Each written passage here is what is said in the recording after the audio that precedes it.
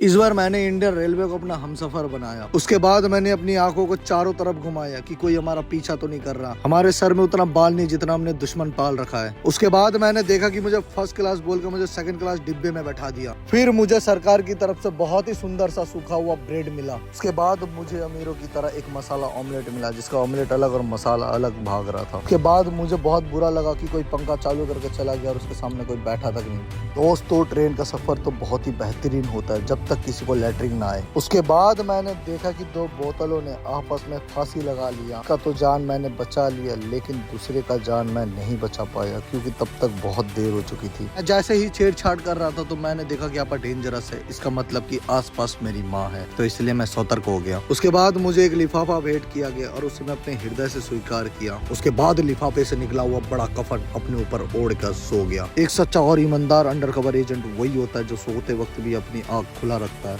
उसके बाद मैंने जो दृश्य अपने आंखों से देखा है, शायद ही कोई यात्री इस दृश्य को देखा होगा। सभी यात्रियों के सोने के बाद ड्राइवर ने अपनी ट्रेन पानी में उतार दिया और शायद ही किसी को हाथ में यकीन होगा। थोड़ी ही देर बाद मैंने देखा कि यात्रियों की कच्ची और बनियान दोनों गीली हो गई। उन सारे यात्रियों का दुख अपनी आंखों से देखा नहीं गया, इसीलिए मैं अपनी ट्रेन से उतर गया। उस दर्द भरी रात को भुलाने के लिए मैंने जी भर के चाय का नशा किया। उसके बाद मैं फिर अपने मिशन पर निकल गया। कुछ लोग मेरे ऊपर हमला कर दिया, इसीलिए मैं अपना सफेद झंडा लहरा दिया।